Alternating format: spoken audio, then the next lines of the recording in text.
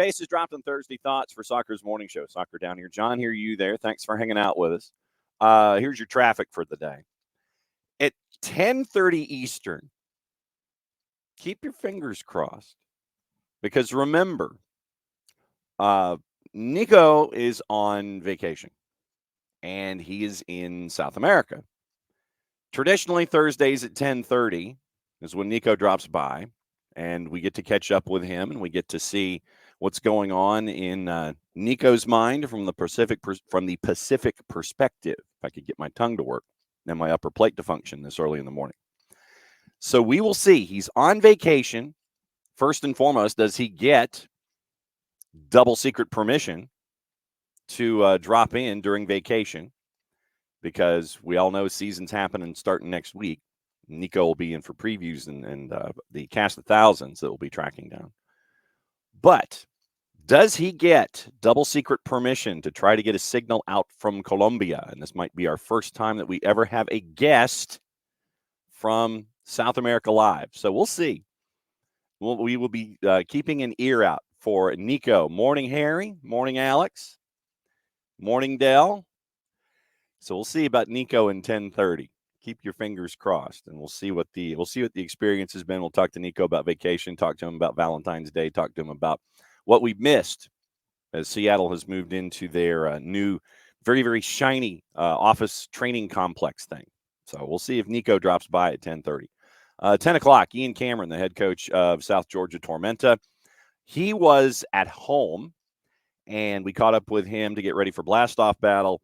And you might hear some construction going on in the background. So he tried to find a quiet place, and he hung out with us yesterday. And so we'll catch up with Ian Cameron, the head coach of South Georgia Tormenta, at 10 o'clock. Tonight on the network, it is the one game on the board. Johns Creek hosting Carrollton. Jason and Drew Dickinson will be on the call for that on our Mixlr channel.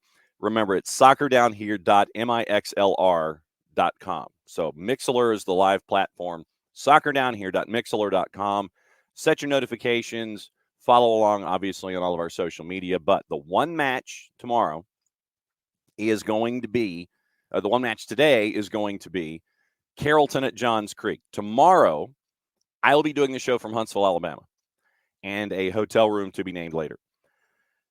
Because we got to get ready for Blastoff Battle. Tomorrow's a very, very busy day on the network. We're going to be in two places at once. I'll have the matches for the Blastoff Battle at 5 and 8 Eastern time, and we will have those games for you, and they will be on the Mixlr platform tomorrow. So I will be in Huntsville for day one of the Blastoff Battle, the inaugural tournament, and if you missed the preview, it is up on the network where we caught up with, let me see if I get my names right. It was Alex McGrath from Chattanooga FC. It was Kieran Rowe from UAH. It was Niall Watson, the new winger that has been brought in by South Georgia Tormenta, and Jonathan Bolaños from Huntsville City Football Club. So you catch up with those four guys. We've had the coaches on. We finish up with our fourth coach coming up at 10 o'clock. But, you get the players' perspective heading into Blastoff Battle. Tomorrow will be on a little before 5 o'clock just to kind of get you into how things are at Wicks Family Field and Joe Davis Stadium. Tormenta, Chattanooga FC. That's the 5 o'clock game. Then we'll come back a little before 8 o'clock Eastern, and we'll do Huntsville City Football Club and UAH. That'll be the match, the nightcap of the two. So 2 matches on Friday on Mixlr, soccerdownhere.mixlr.com. And once again, set your notifications. You plug in, you listen, and everybody's happy. And then also we have the boys varsity match as the Friday night game of the week continues on the high school side with Chapel Hill at Alexander. And Maddie caught up with Coach Cuellar as a part of In Session. And so we catch up with him and find out about what's going on at Alexander. So Chapel Hill and Alexander is going to be on our social media platforms. So keep an eye out, kind of like how we do the morning show. So it'll be available a couple different places, probably Twitch, maybe the 280 character app and maybe YouTube and what have you. But so we'll see there. Once again, set your notifications. We're in 2 places at once. It's a 3-game Friday, the doubleheader from Blastoff Battle from Huntsville, with me and technology permitting, if we get along, and then Chapel Hill and Alexander for the game of the week on the high school side. That is Friday. And then on Sunday, once again, I'll remind you all this stuff again tomorrow. Sunday is the doubleheader to wrap up Blastoff Battle. Noon Eastern time, it's brunch, and it is soccer for you with UAH and Chattanooga FC.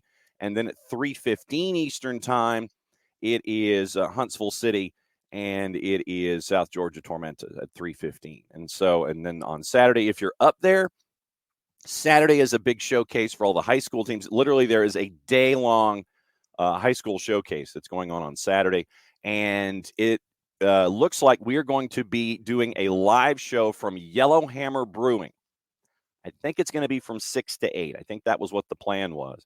6 to 8 on Saturday. So we'll be live from Yellowhammer Brewing in Huntsville, and we're getting guests lined up. And our friend Jacob Brabant, the Director of Communications at Hunt City, has given us our first guest.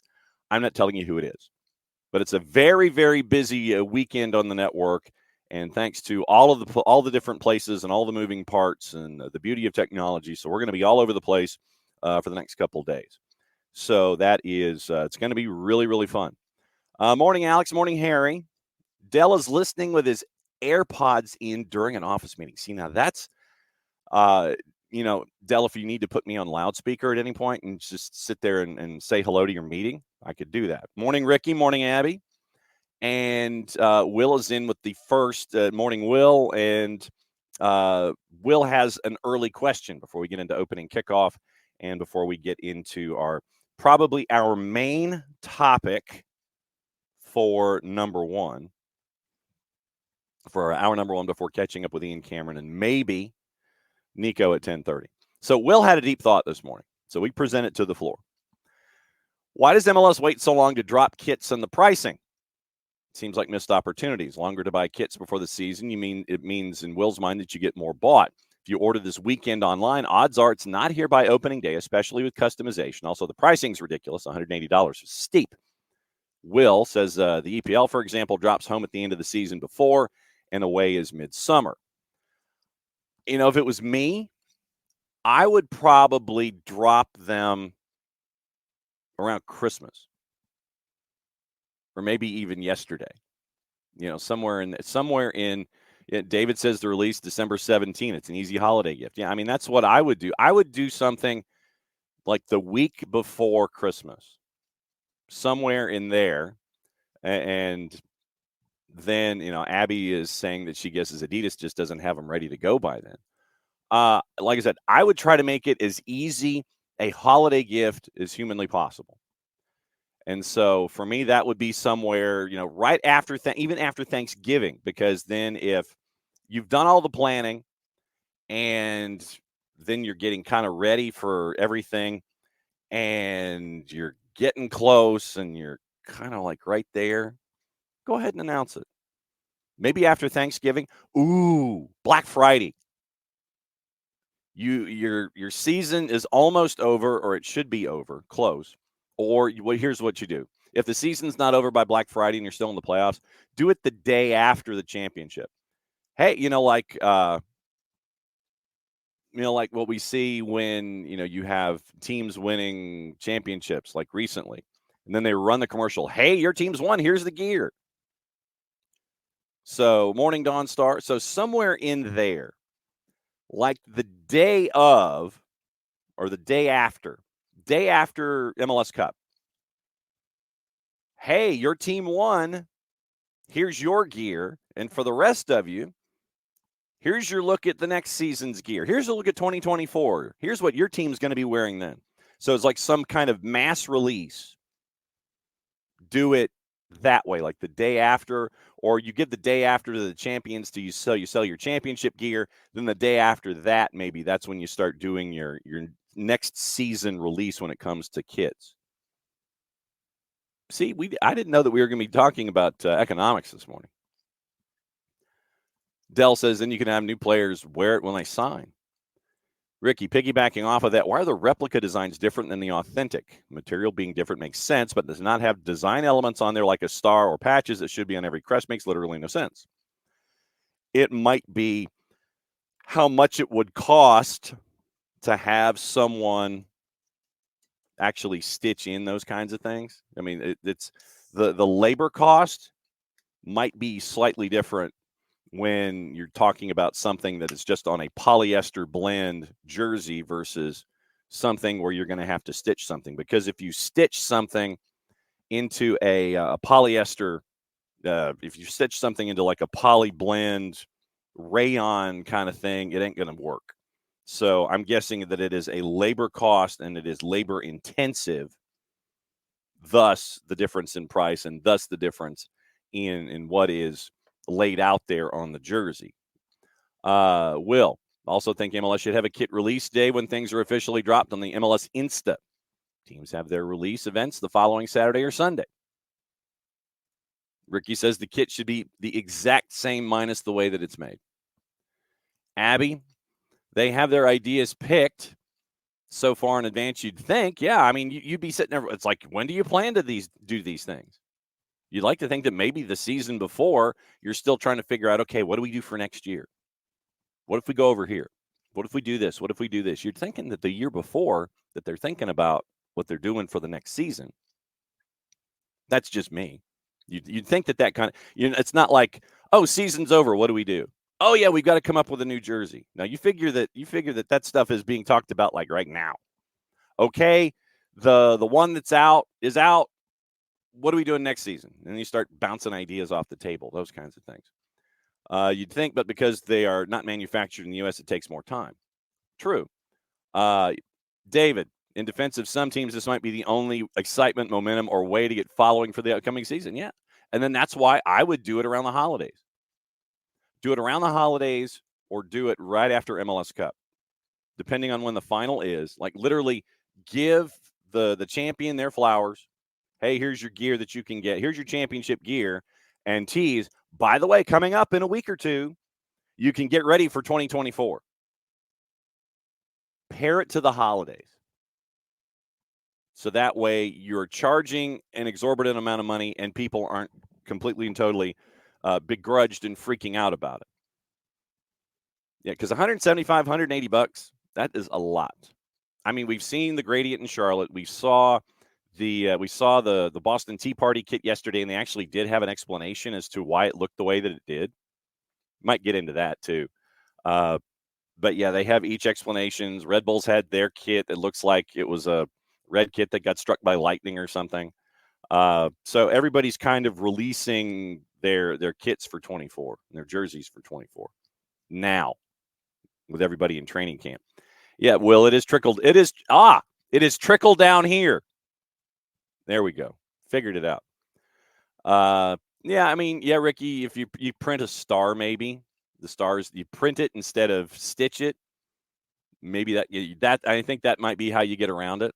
If you print instead of stitch, stars there for eternity. And then Abby says if they just pushed it out a little further, like a few weeks, those who customize it can get it in time for opening day. It's one of the ways that they encourage authenticating, so it's obvious which supporters are real fans. Yeah, years in advance. Thank you, Abby. Yeah, Alex said that he read the design deadline was 2+ years in advance. So then you ought to have the timetable squared away where you can market it and sell it and have a decent size of a decent calendar of marketing things if it's 2 years in advance. I have not seen Portland's secondary, Will. I will take your word for it.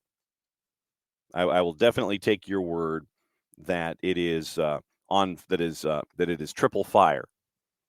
So that is definitely something that we'll keep an eye on. And what we'll do, obviously, as we get closer to the season, we might look at the new kits and sit there and rank them or something. It's like, okay, who likes what? And I'm not going to do it just for Major League Soccer. If teams in lower divisions have come out with their new jerseys and new kits for the year, we'll throw them into it too. USL Championship, there might be some new designs. USL League One, there might be some new designs. Those kinds of things.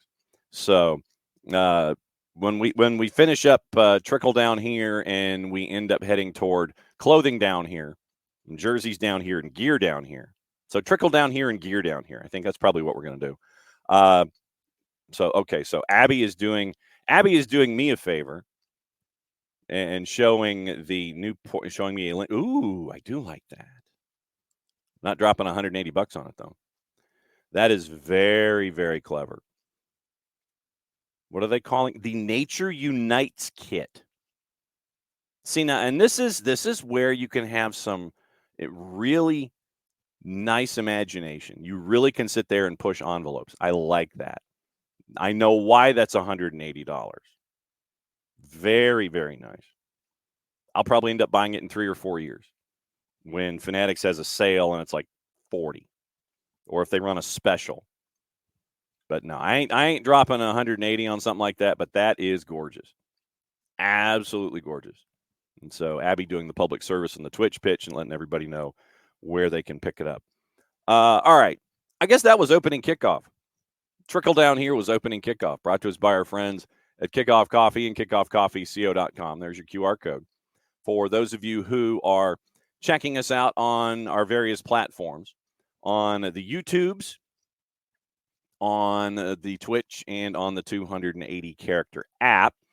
When you go to Kickoff Coffee and kickoffcoffeeco.com, what you do is you use the code Soccer Down Here 15.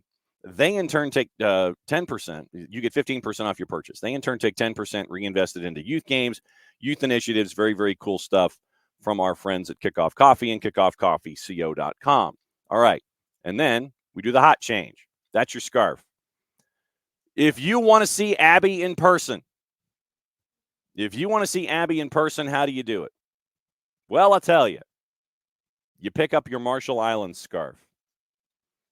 You pick up your Marshall Islands scarf to help out the last country on the planet trying to start a national soccer program. And I would also recommend following a couple of different folks and follow Soccer Fed MI on the 280 character app, and it gives you all the latest. And then who else to follow from there? Our friends, Lloyd Hours, the technical director, Justin Wally, one of the coaches, director of communications. And what you can do is you get to see Abby in person. And here's how you can purchase it. You go to Discord. You go to the Discord. Abby has the links. They are posted. And you can follow along and pick up your Marshall Islands scarf. So I imagine everybody here's in the Discord. Go to the Discord, fill out the forms, and then Abby can deliver your scarf to you. Forms are in the Discord. And I don't know if there's a way to pin them, then that you can, if they're pinned in the Discord, they're pinned in the Discord. They should be right there at the top. But what you can do, 32 US, and Abby gets to deliver it to you. Abby has bought two. Abby has bought two of them, just to give you an idea. I have a box here in the office that is meant to help out the Marshall Islands Soccer Federation. This is our fundraiser for them. I know that a lot of you have picked up the jersey. I know that some of you picked up the bucket hat. Now it's time for you to add the summer scarf to the mix. That is the summer scarf. It's 32. You end up DMing me, Venmoing me, or the show and getting in touch. Abby, if you are local, will get it to you. And Abby, thank you for seeing if you can pin the responses to the top of the page. So, Marshall Islands Soccer Federation needs all of our help to grow. They're trying to do things here in the country. Maybe a visit in March. We'll catch up with our buddy Lloyd Hours if they do. But they really want to try and have their first camp in October in the Four Corners, Northwest Arkansas and Oklahoma and Louisiana and Mississippi and all of that area in there. Kansas, Missouri, all there. So they want to try to do something in the Four Corners starting in Northwest Arkansas in like October, trying to assemble a national team, maybe having a friendly with another national team. Trying to do that in October. So we're trying to help them get funds to kick off the program and give you something to remember this cause and this quest by. So we're trying to help out the Marshall Islands. You can pick it up once again, 32. The how-to is in the Discord, and Abby can deliver it to you, and you get to see Abby in person as the Abstermobile gets to be the delivery. If you're not in the footprint, and it might be a little far for Abby, add another $5 for shipping. Once again, get in touch with me, get in touch with the show, 32 plus 5 to get it shipped, 32 to see Abby in person, and you're doing a cool thing. So there's your scarf right there for the Marshall Islands Soccer Federation. You can pick that up as well. And once again, help out the Marshall Islands, because I know some of you bought that. And that is a cool jersey. So that helps out the Marshall Islands. This helps out the Marshall Islands. And the scarf is what we've done here at SDH. And you get to see Maddie be an international model. So that's the housekeeping for the morning. Help out the Marshall Islands for $32. And you get to see Abby in person when she delivers it to you here in the Atlanta area. 32 plus 5 if you're outside the area. Abby has already bought 2. And right there, for those of you who are watching and see the video picture, that's the box right there that has the Marshall Islands scarves that Abby will be delivering to you. So there, pick those up. You get to see Abby in person. Abstermobile delivers them to you, 32 apiece. So you get to help out. You get to help out our friends in the Marshall Islands with them developing their soccer program. And it's always cool to see us all unite for really great causes. So, all right, that's opening kickoff. I mean, we've got news of the morning. Roy Hodgson was slated to have his morning press conference with Crystal Palace, and he took ill. And so they called the press conference off. And the thought is now that it looks like it could be Oliver Glasner, who might be the new head coach for Crystal Palace if they do, in fact, sack Roy Hodgson. Glasner, for those of you that may remember, had pretty good runs of form, winning trophies at 2 different spots in Germany. And so it looks like Oliver Glasner might be the leader in the clubhouse if they do sack Roy Hodgson before the end of the season. And Crystal Palace is kind of floundering right now at the lower end of the table in the Premier League. Let me get the tables up here really quickly. And I don't want to find out more pop-up windows. Crystal Palace right now, 5 points from safety. They're in 15th. They've lost 3 of 4. And they are in 15, 3 points ahead of Forest, 4 points ahead of Luton, 5 points from safety. So if Steve Parrish and the board continue to freak out, might be Oliver Glasner who would be taking over for Hodgson right now, 24 matches in, and they're in 15. So initial press conference was supposed to be, just the weekly deal where you catch up with folks. And that was supposed to happen, but it did not. And so, obviously, everybody's running rampant with ideas. It's like, oh, it's going to happen. And so, if it does, it looks like I said, Oliver Glasner might be the guy who's the leader in the clubhouse. And let's see. Who else is going? Let's see what else going. We've got the rankings for the international rankings. We'll get into, like I said, this morning, international rankings. And other things in news, and Charlotte looks like they might be signing a very high-powered U20, and so we'll be discussing that came up this morning as well. Okay, so you only think the admin channel can pin. Do a quick copy and paste maybe, and then we'll see if whoever the admins are can do a quick pin on those kinds of things. So we'll figure that out. Yeah, Ricky says apparently the Korean FA wants Jurgen Klinsmann out. They're gonna have to pay the man $5 million. Great job if you can get it. We talked about it yesterday where Klinsmann, the Klinsmann was basically, thank you. It's on the scarves are in the announcement channel on the Discord. We talked about it yesterday that Klinsey basically was like, I'm out. We can discuss my future, but I'm heading home to Southern California. So that's what happened. He was in Southern California. The Korean Football Association was left to kind of discuss things on their own devices. But the hook is, if they do get ready, to sack Jurgen Klinsmann, it's going to cost them $5 million. Great job if you can get it. We all know coaches in all of the different sports that sit there, and you sit there and you wonder, man, they got hired, and you wonder why somebody got hired, and then you sit there and you look at the paycheck and go, man, when they get let go, they're certainly going to make out. And it looks like Jurgen Klinsmann may do exactly that. No real surprise.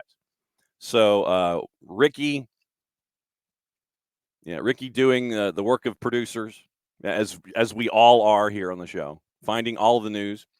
According to our friends at Reuters, the advisory committee is recommending sacking Klinsmann on Thursday after their semifinal exit amid criticism of his leadership. Criticism of his leadership. Who knew? National Team Committee doesn't make administrative decisions, leaving it up to the executive board whether to act on the recommendation to fire whose contract runs through the 26th World Cup. South Korea is ranked 23rd in the rankings, beaten by 87th ranked Jordan in the semis, prompting anger, angst, and the desire to perhaps send Jurgen Klinsmann packing with a $5 billion golden parachute. German's popularity plummeted during the tournament, with many criticizing his demeanor, including how he'd be smiling, even when things were not going his team's way on the field. Off the field, he repeatedly faced criticism for often working in Los Angeles, where he's based, despite saying he would spend much of his time in South Korea. Took part in Thursday's meeting via video call. Hwangbo Kwon, technical director of the association, for various reasons, there was a conclusion that Klinsmann can no longer exercise leadership as the national team's coach and needs to be replaced. Some saw Klinsmann's attitude toward his job, including a lack of time spent in South Korea, as disrespectful towards the public. You got to know the room that you're in. I'm guessing Jurgen Klinsmann really won the press conference. It's like, yeah, I'll do this, this, and this. And then he's like, well, I'm going to do it my way. This is my way. I'm going to do it from Los Angeles. Don't know if that was mentioned when he was in his interview process. So, Mr. Klinsmann, how would you like to manage the club? We would like to have you in South Korea. Did he say, sure, sounds good? Or, no, I'm going to be spending, it'll be 50-50. I'm going to be spending time in Los Angeles where I think we can do things just as effectively at times. I'll come here, in necessary situations when we have team assembly and friendlies and things like that. Are we in a new age of coaching and recruiting when it comes to national teams where you can do things virtually now?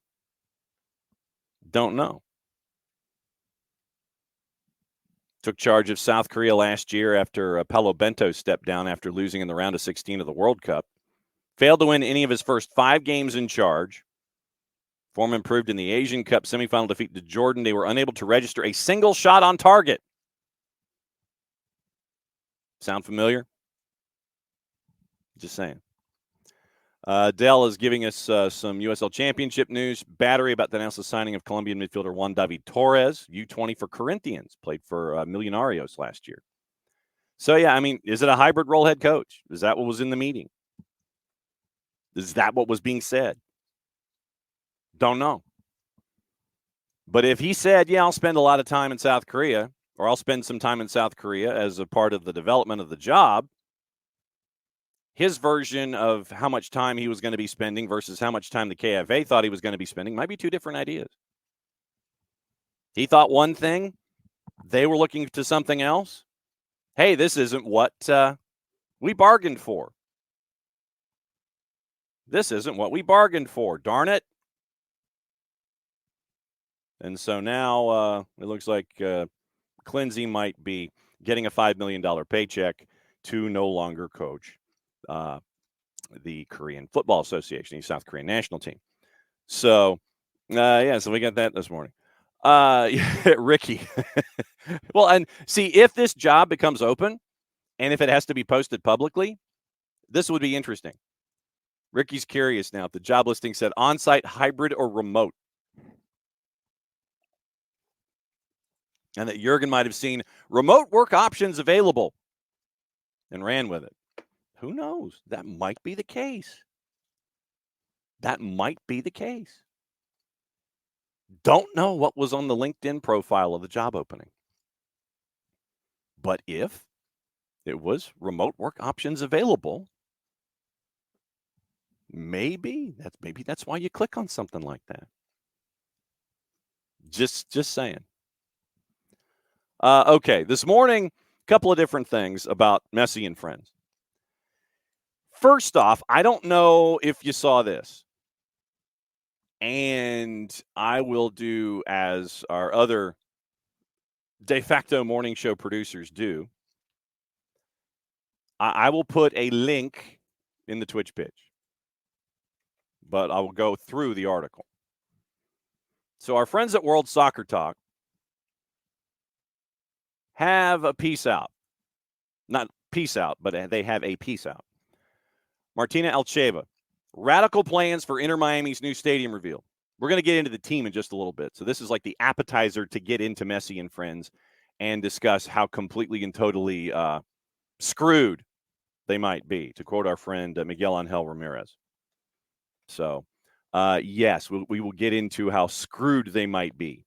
But first, radical plans for the new stadium revealed. Fans of Inter Miami got a survey to get their opinions about which ticket prices they'd be willing to pay for an assortment of reserved seating as well as VIP seats and other options. Club was quick to note that the survey is for research purposes. Under current plans, the entire length of one of the sides of the field at Freedom Park is 100% reserved for premium seats. Club seating, group seating, and suites. For the entire length of a sideline, reserved exclusively for premium seats, is uncommon. Here it is in the States. I don't think it's uncommon in other places. Like when I read this article, the first place that popped into my head was Toluca.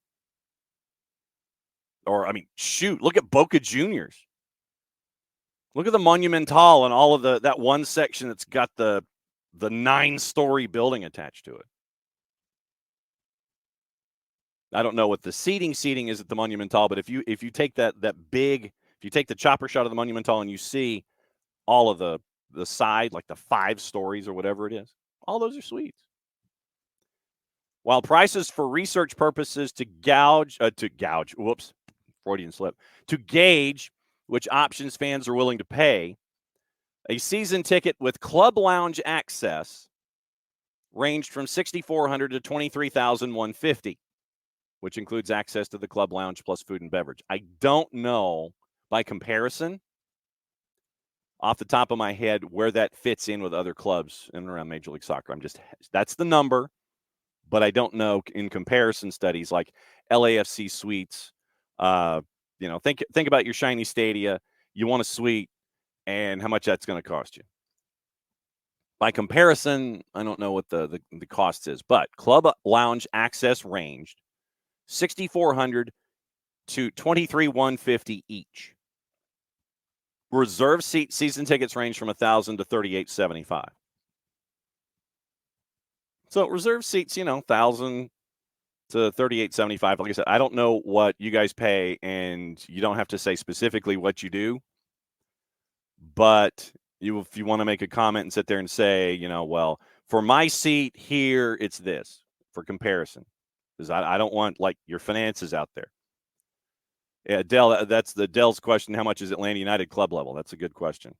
And it's various clubs as well. It's Delta, Mercedes-Benz, the 360, all those. There are various clubs that you can be a part of down low. Email from Inter Miami said the purpose of the survey was to collect the thoughts and opinions regarding potential ticket offerings, pricing, and packaging.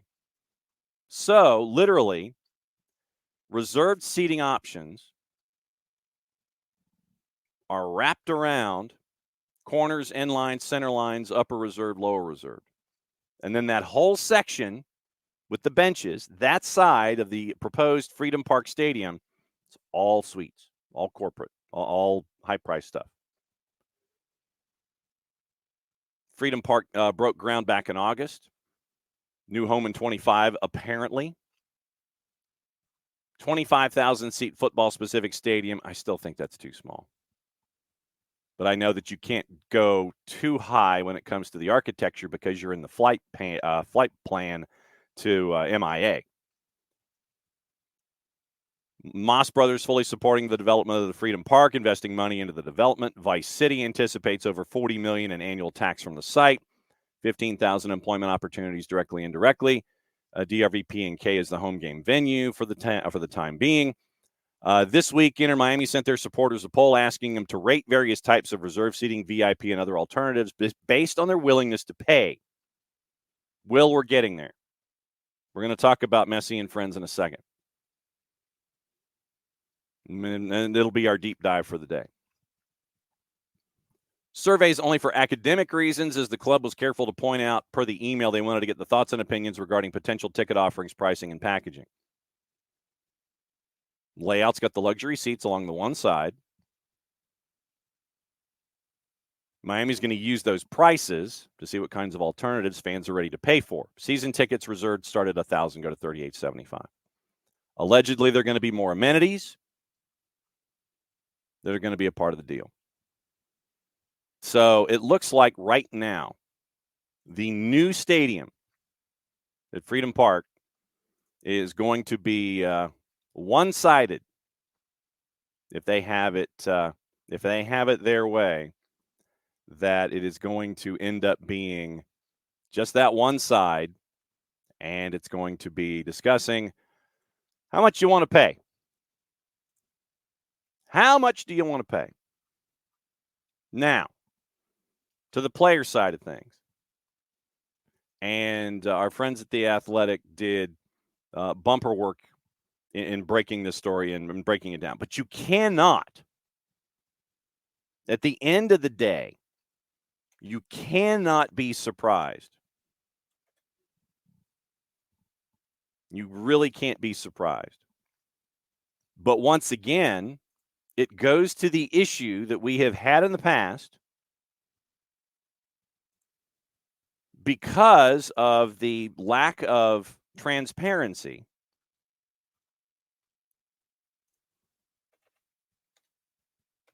We don't know how bad the situation really is.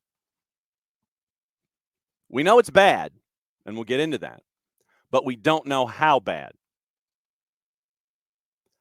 The current squad size is 38. And some of this can be shed by, sending folks to Messi and Friends 2 in MLS Next Pro.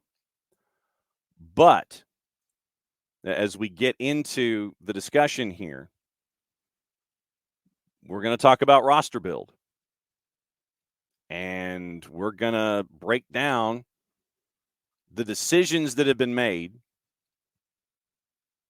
and what it's like right now for them. Yes, they are Messi and Friends at DRVP&K. They have nothing to do. They're inter-Messi CF.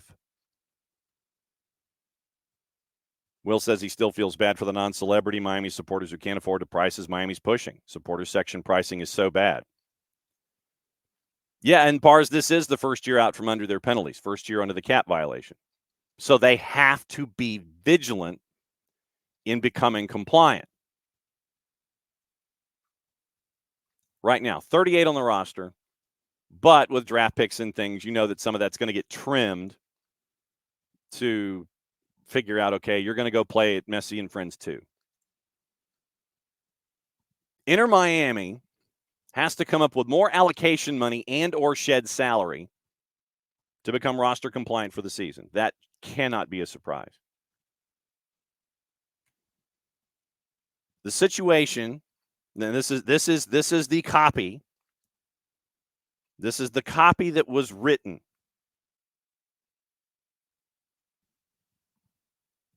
The situation is described as dire from the outside. Dire. But once again, you can't be shocked. Sources say the likes of Gregory, Jean Mota, DeAndre Yedlin, Robert Taylor, and Sergei Krivtsov are available, and that the club needs to make the outgoing moves in order to comply with roster regulations. Additionally, those sources expect the club to move on from Coco Jean, either through a transfer, trade, or contract termination. Getting into the contract situations here with Messi and Friends. 3, 6, 9, 12, 15, 16, 17 contracts end at the end of this calendar year.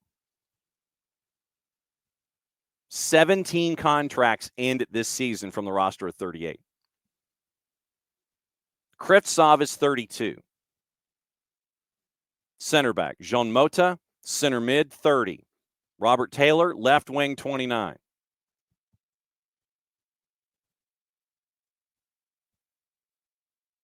And you got a lot of young guys who are on like the last year of their deals. And we'll get into the young guys in a second. DeAndre Yedlin at right back is under contract through the end of 25, calendar year. Gregory, same, defensive midfielder. And once again, you've got a lot of young dudes, and you have some folks that are under contract through the end of 27, like Leo Campana, Tyler Hall, Santi Morales, who are U22s and probably could end up being on the Inter-Messi shuttle from MLS Next Pro up to the parent club. But the interesting element in all of this, when you look at the names that are out there, most of them are on defense.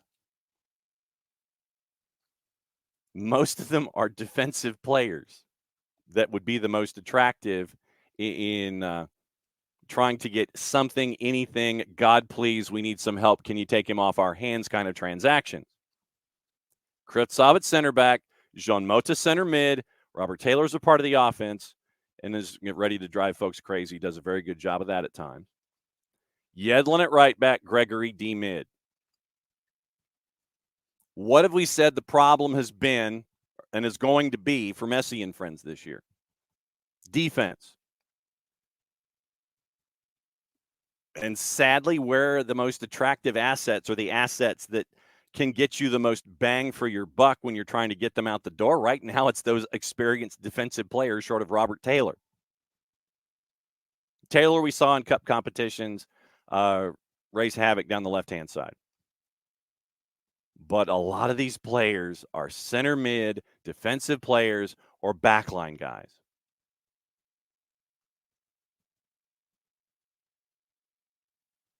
And that's where you are right now with Messi and friends. Coco Jean, they probably will use the roster exception if they can't find anybody who's interested. Tommy Scoops, Tom Bogert, who is lead writer on the piece, goes, essentially, Miami's at the point where they need to consider an outbound move for any player on a significant salary ahead of the February 20 roster compliance deadline, the day before the club's opening match against RSL. A high-ranking sporting executive at another club told Bogert, quote, they are screwed, trust me. They are screwed, trust me. So the salary guide, going back to our friends at the MLS Players Association. So salary numbers, going through those guys that we were just talking about. Gregory at 725. He's a prime target. Coco Jean at 720, prime target. Krivtsov, 555 base. Compensation, 614.5 total. And like I said, these are last year's numbers. Jean Mota, 750 base. Compensation, 828 3/4. Robert Taylor, 276 303.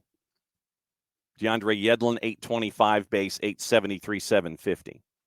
Mike, you probably could include Robbie Robinson in there at 200,000.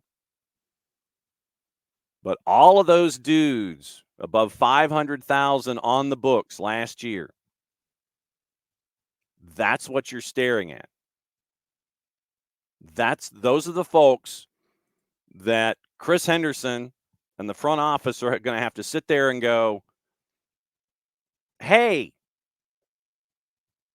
what do you take? We have these folks. And you're going to have so many folks get the phone picked up It's like Messi and friends on line 2, sir. And you pick it up. So, Messi and friends, what's on your mind? Hey, we're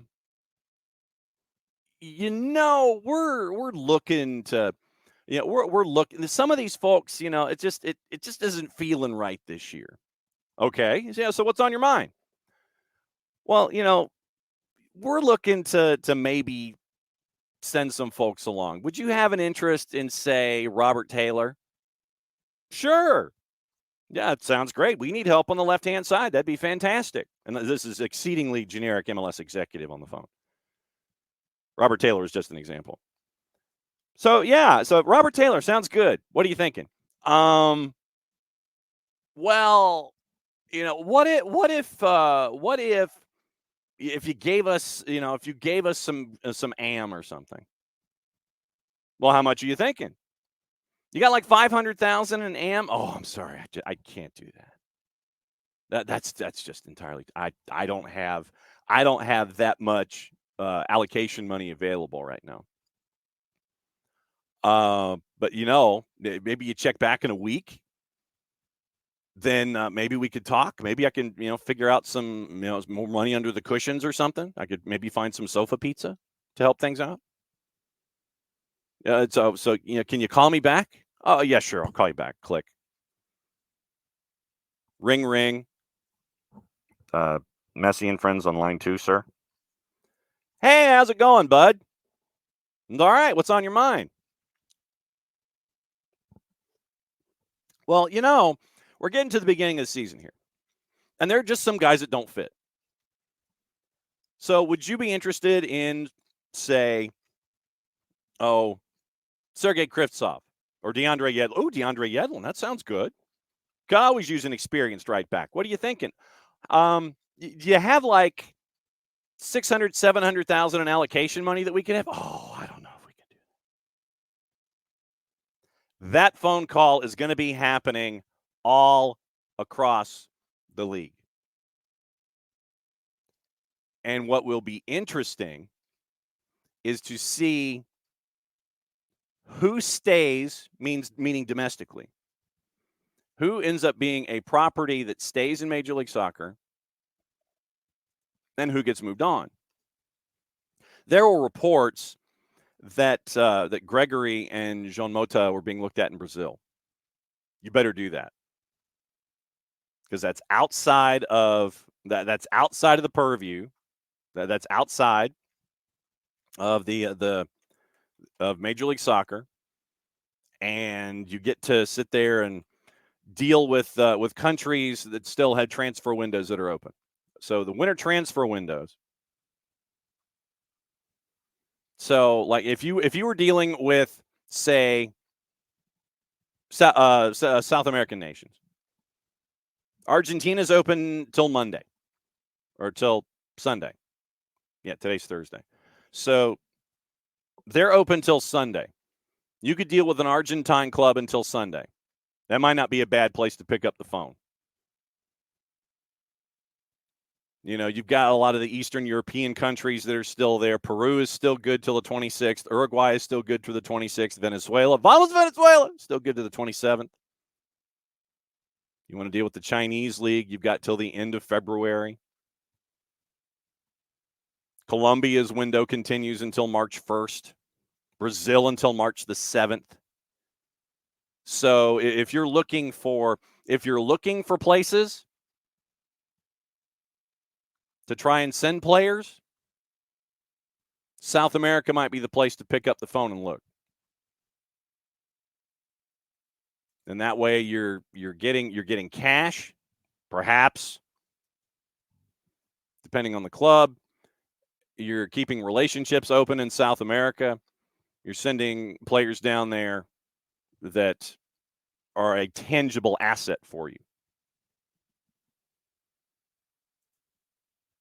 The article continues. MLS has not announced specific roster rules and regs for 24 yet, which is another thing. If media and fans were able to see the rules of engagement, we'd have a better handle on how things are across the league, not just with teams that we follow, not just with teams that we hate, and we want to sit there and kind of hate watch, but just for the status of the league in general. In 23, the salary budget was a base of $5.21 million for the senior roster. Base because DPs hit the cap at that senior max budget charge at $651,000. No matter what they get paid. So Lionel Messi with his NIL could be $50 million. He's a $651,000 figure on the cap of 5.21. You can still pay him whatever you want.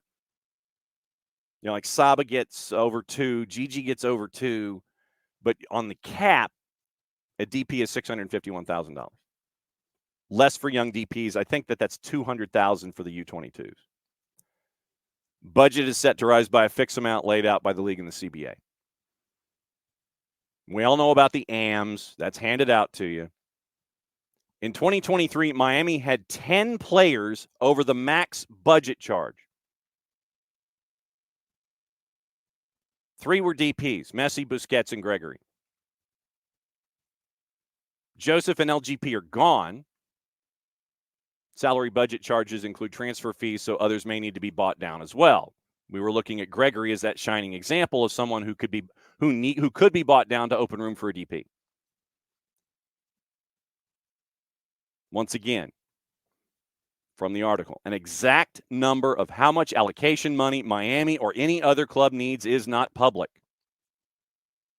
And the public also does not know exactly how much allocation money they had left over from previous years or borrowed ahead from the future.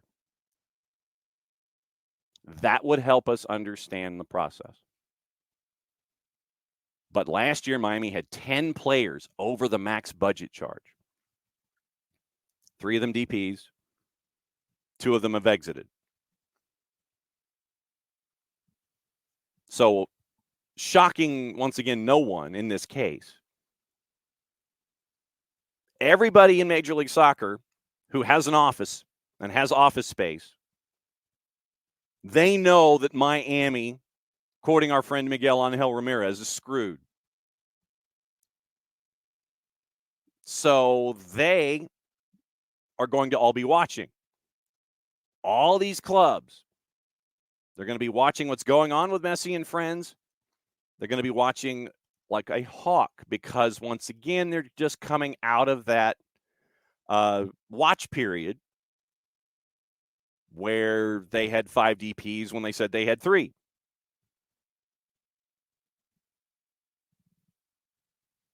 If you transfer Gregory or Mota to, say, Brazil, like we were saying, you can convert the fee to allocation money, which would help you offset some of this. But once again, we don't know how much this is this. Transfer folks abroad, you bring in that allocation money. You signed Suarez, you signed Gressel, you brought in Nicola Frere on loan from Pumas, and you're in the process of bringing in Federico Redondo from Argentinos Juniors for $8 million. Redondo would be a U22, I would imagine. You've traded Kamal Miller and Chris McVeigh. This was part of the initial head scratching that we had when it came to Messi and friends. You trade Kamal Miller, you trade Chris McVeigh. Now we have a better idea as to why, because you are screwed. Transferred Nico Stefanelli, and you had all the folks leave. So what that means is you look at bringing in the DPs is fine. You know, bringing in the high-powered names, you get that. That's your hook. You're going to do the 6-figure 100,000-mile planetary showcase to expand your brand. I get that. But what you've done on those next levels is really hurt yourself in the depth of the build. And yes, we can focus, as Abby says, we can focus on one particular individual. They're going to find they overpaid for Gressel. They absolutely did. They absolutely did.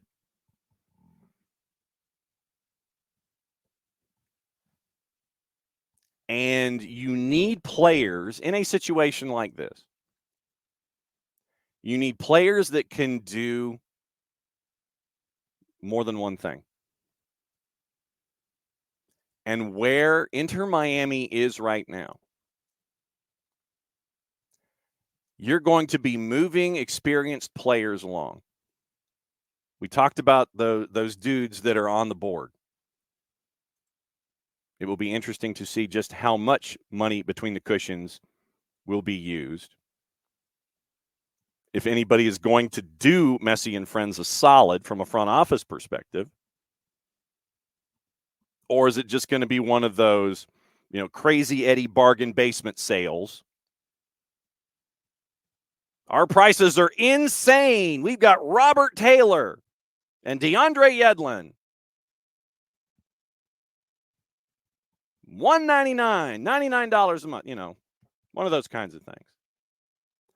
But what this does, with all of this high-priced talent, plus the talent that you're going to have to jettison to get you financially compliant in the league,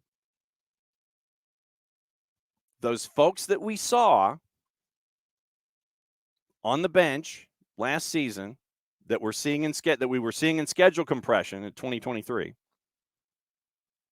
plus guys that we saw early on through injuries early here in the globetrotting extravaganza, plus folks that you saw and heard here on the network last year when Messi and Friends 2 was playing Atlanta United 2. You're going to have a lot of young dudes step up. And boy, are they going to have to step up. Because, once again,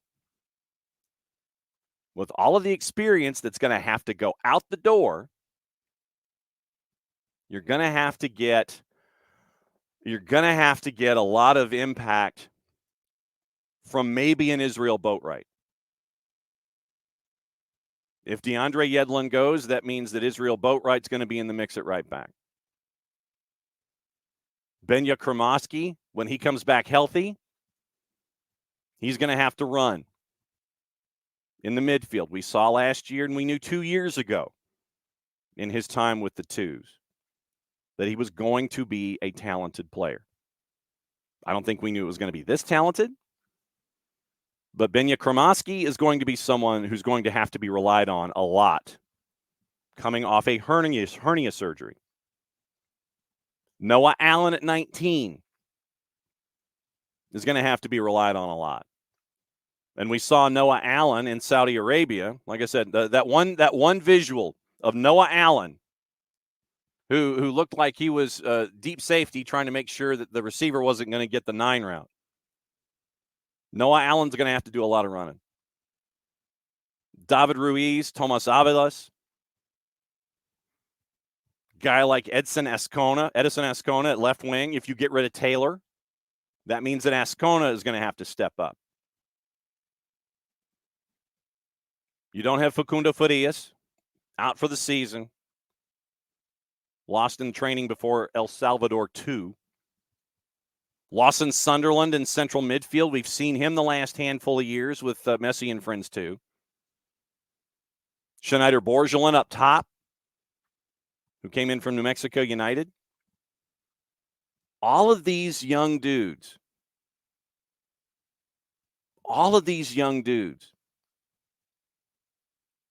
those are the names that you're going to have to pay attention to because they're going to have to step up.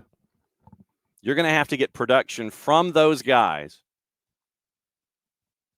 Hall, Boatwright, Kremoski, Allen, Ruiz, Avalos, Ascona, Sunderland, Borgelin.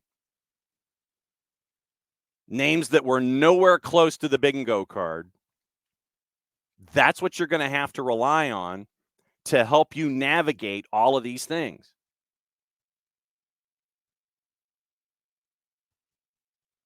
And this, to give you an idea, we'll go through the transfer mark numbers here to kind of wrap up the point.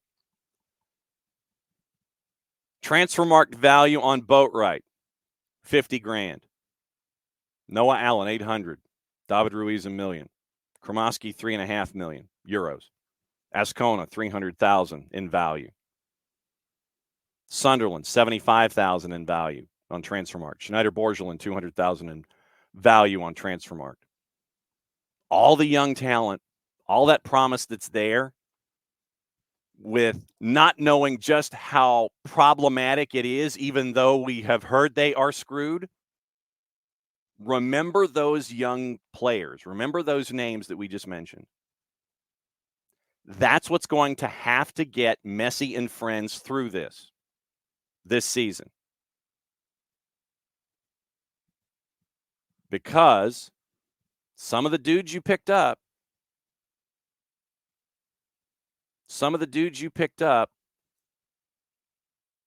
can only do one thing, and they're being paid a lot to do that one thing. So we're going to continue to keep an eye on what's going on at Messi and Friends, because it is messy, both with an I and a Y. So we'll keep an eye on that. In Charlotte, looks like Junior Urso is on trial, as well as former Brentford winger Tariq Fosu. And it also looked like this morning that Charlotte was in the process, or they were close to getting a large transaction. Let me go back and see. It's from Ryan Tolmich. Ryan Tolmich this morning has Charlotte saying, from our friends at Goal, in negotiations to sign Uruguay U20 World Cup goal scorer Luciano Rodriguez, would be among the top 5 fees in MLS history if the deal goes through. Feyenoord and River Plate are also linked. So Charlotte, Feyenoord, and River Plate. Luciano Rodriguez, keep an eye on that. Did not anticipate that I would have those 3 paired up when it came to what we were thinking for player availabilities and such. It's past the top of the hour. I know that we have gone way over the top of the hour in trying to tell you what's going on with what's going on in Fort Lauderdale. Before we get into Ian Cameron, let's wrap up the Messi points, both I and Y. Will, I wonder how they got to the point where they dig this hole. Did they think the league would change the rules for them? That might be part of it, but what you're doing is you're asking for forgiveness later instead of permission now. You want to front load everything, and that's the problem. When you front load the way that Messi and friends have, it's like then there are consequences, and oh crap, now those consequences are coming back to you. The young talent's there, but you're going to have to get more minutes from that young talent, and you're also going to have to jettison some dudes that you were supposed to have help you in the midfield and on the back line, where you have the problems. Drake Callender could be under siege at points this season. Pars. Just wait for alert. Miami's deferring the pay of players across 20 years. Abby, being that they're not publicly held company, you got to think some things can be private. Just want to make sure that all is fair. And if a team does things it shouldn't, they need to be punished harshly. Absolutely. Slap on the wrist isn't going to curb the behavior. No, it's not. The league has gotten in so deep with Miami. How will they look if issued sanctions? This embarrassment will prevent any action taken. If that's what you got to keep an eye. You got to keep an eye. Keep an eye on this. Will they become compliant? Will they be close? Will they have budget? Will they have more dudes over budget charges? Since it was 10 last year, 2 are gone. You're down to 8. 3 are DPs that get you down to 5. And so that's why you're staring at Taylor, Yedlin, Gregory, Jean Mota, Coco Jean, all those folks that have some kind of value that could be attached. Those 5 guys. 5 guys. Nothing to do with a burger and fries, mind you, but those 5 guys. Keep an eye on that. So we'll keep an eye on what we're staring at here. Okay, KFC to me, it says sales outweigh success on the field. Penalties are surmountable, and they will still ship in the summer window. That would be key also. Do you overdump to where you give yourself some wiggle room in the summer window for the push? or are you stuck? That is the larger question. So we'll see. All right. Blastoff Battle kicks off tomorrow in Huntsville, Alabama. We will be there for the whole weekend. Fantastic stuff. Thanks to all the teams that have been there to help us out and get all the information out there. HuntsvilleCityFC.com for all the information that you might need if you're going up. It'll be great to see folks. We got games on Friday. Looks like we're going to be at Yellowhammer Brewing on Saturday night.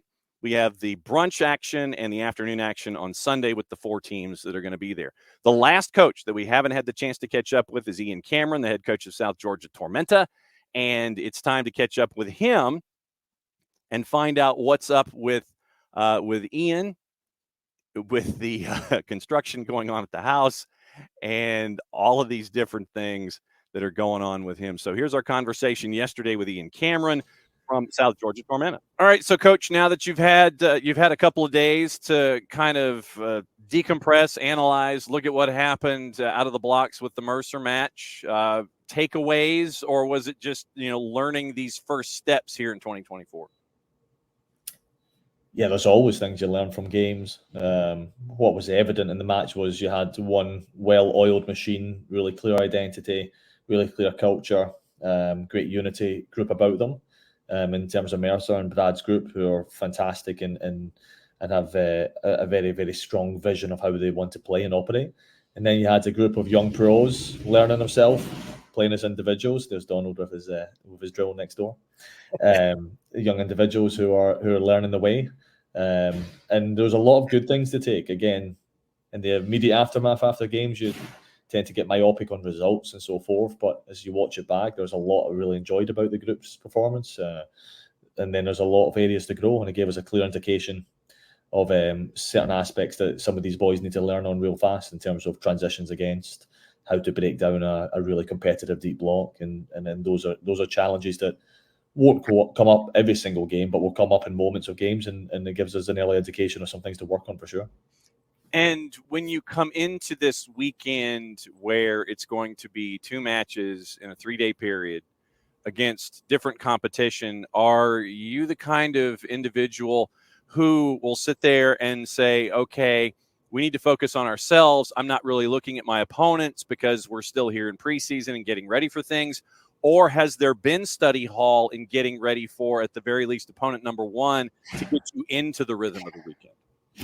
There's not been a lot of study hall on the opponent. No, it's very much still an analysis of ourselves. We have so many guys trialists with us just now that we're learning, can they adapt to the way that we want to operate, what's their habits and so forth. So no, there's not been. Now Chattanooga, who we play first, is a team that I've seen play live a couple of times last season because they had some players of interest for us that we analysed to see if we would maybe look to bring them in here. They're a really good team and play an expansive brand of soccer, a kind of Brighton-esque model.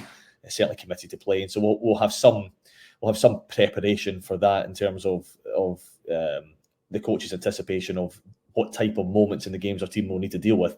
But we usually dive into a lot of video, but we won't this week. We won't be focused on that. It'll be really about our identity and trying to cement some habits, and the same on Sunday. So it'll be a bit of a rinse and repeat of just a full focus on ourselves. And then likely the following week when we play Jacksonville will be the same. And then as we enter the Charleston game, as the kind of the mock-up pre-tournament test, that's probably the one where we'll start working through a week's periodization, video analysis, and a normal routine of how we prepare for a game, how our training sessions, how our workload would work prior to a Saturday game in anticipation of Fuego and opening night. So that's when we'll start turning our attention to the opponent, and certainly Charleston will earn our respect with the competence that they have. But I think I can guess already some of the challenges we'll face. The level of competition this weekend in possession will be a lot higher than what we faced last weekend. So we'll need to suffer against the ball a little bit more. But likewise, I anticipate that will give us more opportunities in possession because the game will have more of a pro-like flow of back and forth as opposed to a kind of one-way traffic and dealing with counter-attacks and so forth. So that'll be a welcome challenge and probably a little bit more indicative of USL 1 play. When it comes to all of the new players that are coming in and the young players that are coming in, because you have your share of veterans who are coming in new faces this year. You got the younger players that are a year older that are still learning. You got young players who are coming in that are fresh, and you have the mainstays that are there. It almost seems like you and the staff have to come up with 3 separate ways to deliver a message to get the message through, because with the veterans are used to the grind. They know what is going on, but they need to know how to do things your way.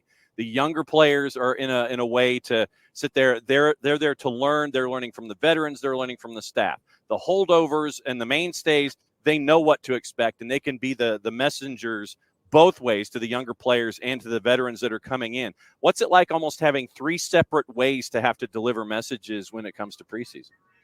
Well, I think you framed it quite well there, to be honest, John. I think you gave a nice summary of what you do. I mean, I think our situation just now, some of the veterans we have, and we've not got many, is not as many as other teams will have, will certainly be on the younger end in terms of squads within USL 1 league play. But the veterans we do have, some of them are coming back from injury just now.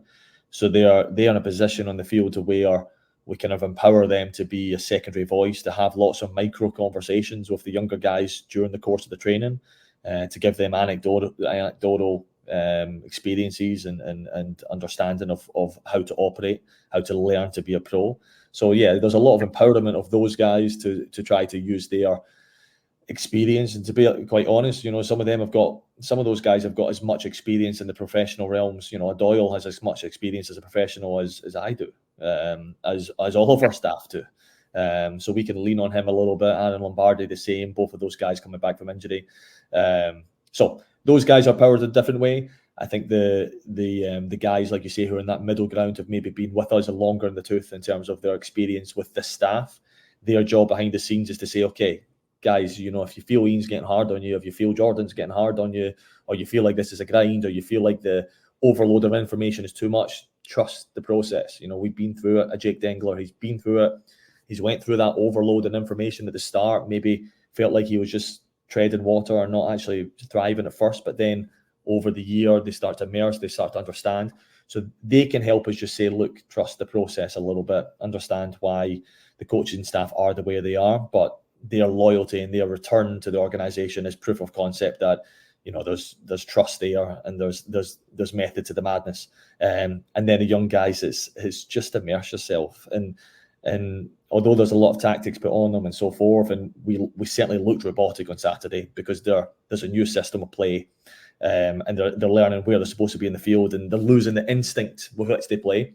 Quickly, we want to shed that, overload information, get them on page, understand where they're supposed to be in the field, the discipline that's required, and then the longer they do that, the less energy they need to spend on working out where they're supposed to be, and the more energy they can spend on what they need to do in the next action and the physical composition that they need to apply to the game and the instinct they need to apply to the game. So that's the process. But the league's only 22 games this year as opposed to 30 odd. We've traditionally been a little bit slow starters, maybe the way I coach and the overload of information. So we need to tweak some things to make sure that come March 9th, we're a little bit more of a finished article than we have been in the past. And that's something that we're taking consciousness of as well.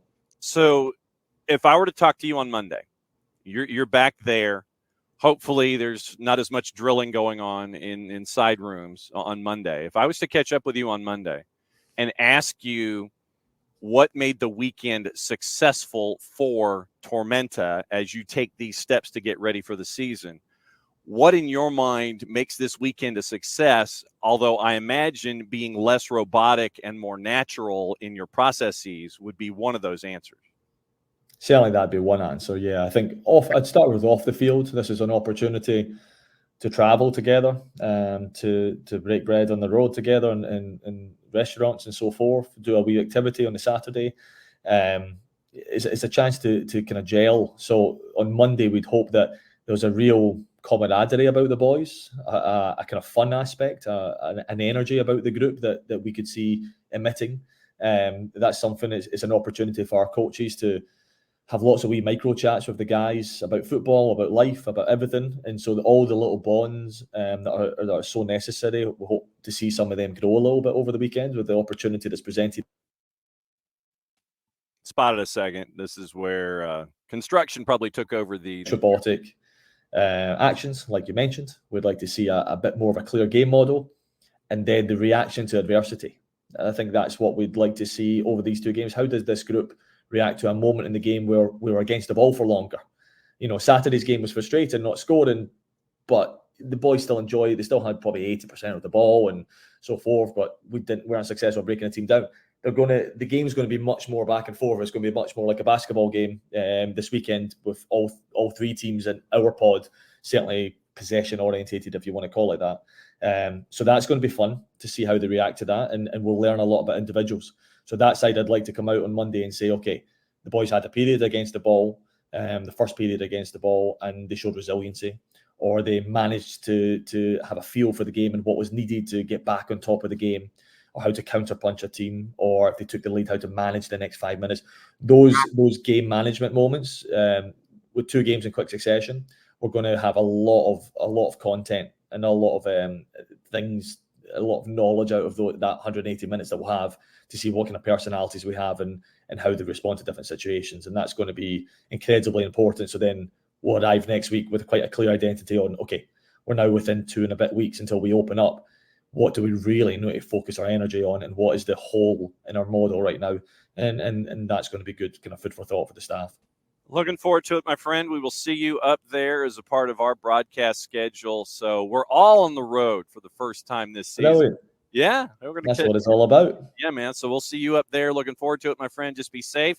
Safe travels, and we'll catch up with you at Blastoff. Thanks for hanging out. I'll see you then. Brilliant, John. And there you go, Ian Cameron, the head coach of South Georgia Tormenta.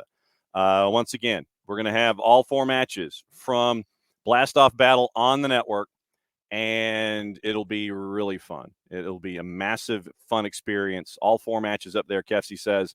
Weather's beautiful for them all. Hope it stays dry from your lips. We have, by the way, since we are here, maybe, hopefully, possibly getting Nico in 8 minutes. We'll see about internet and South America.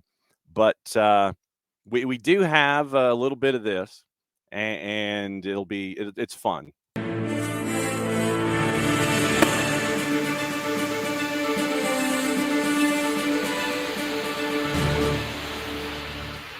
Major League Soccer's come out with their announced teams for the season. 80 industry talent that are going to be attached to the league this particular year. MLS 360 in English will be led by new host Kevin Egan. Kevin gets to host MLS 360.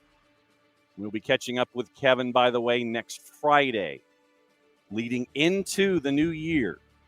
So Kevin will be catching up with us next Friday morning, 10 o'clock. And the new host of MLS 360, our buddy Kevin Egan. Sasha Kleshchin, Kalen Kyle, Bradley Wright Phillips. Spanish, it'll be Tony Cerci, Miguel Gallardo, and Gio Savarese added to the mix. That's MLS 360's rundown. Pre and post, once again, available. Countdown, wrap, English language pre and post, featuring Liam McHugh, Wiebe, Messing, Kleshchin, Kyle, Wright Phillips, our friend Julian Sakovitz, Kalen Carr-Matt Doyle will also be a part. Antonella Gonzalez is going to take on a new role as host of MLS La Previa and MLS El Resumen, joined by Gallardo and Savarese each match night. Play-by-play and analyst teams. That has been squared away as well. A lot of the same faces. Twelman, Valeri, Kindred D. St. Aubin, Moa Dude, Lori Lindsay, Marcelo Balboa, Max Bretos, Cangelosi, Zivin, Pablo Ramirez, Frederic Lore, Sammy Sadovnik. Jalil Anibaba gets added. Warren Barton gets added. Jesus Bracamontes gets added.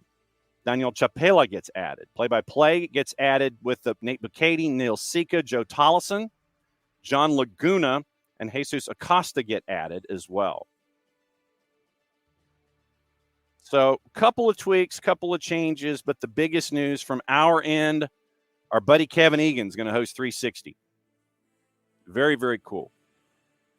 So Kevin Egan, the new host of MLS 360 this season, and that's going to be great.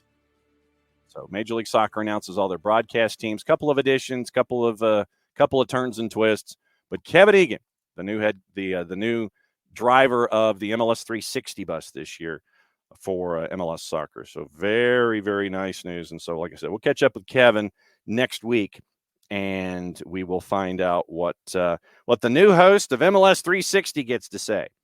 And also, it appears from Ben Jacobs, we mentioned Roy Hodgson. It looks like Oliver Glasner has now accepted the Crystal Palace job. And so the latest involving Crystal Palace is that Glasner has apparently accepted, according to Ben Jacobs, and Fabrizio Romano et al. Crystal Palace appointed Oliver Glasner, new head coach. Roy Hodgson has been fired. So Fabrizio Romano, Roy Hodgson has been fired. Positive approach revealed yesterday night. Agreement being sealed now. Contracts being reviewed. 2-year contract for Glasner. Gave the green light yesterday. So there you go. Done deal, according to Transfer Sector. Not quite a here we go from Fabrizio Romano, but Crystal Palace have appointed Oliver Glasner as new head coach. So once again, not necessarily a big surprise in all of that, but you had Roy Hodgson take ill this morning, no press conference. And so then from there, you end up with the new hiring, apparently, possibly, probably now, of Oliver Glasner, according to Fabrizio Romano and others. So there's that piece of news. The Times says Bayern Munich increasingly likely to part ways with Thomas Tuchel in the summer. Want to get the jump on Liverpool in the battle to make Xabi Alonso their next manager. So that's interesting. We'll see what happens there. Brighton highly rated head of recruitment Sam Jewell on the radar of both Chelsea and Manchester United. And this is interesting. This is interesting and intriguing all at the same time.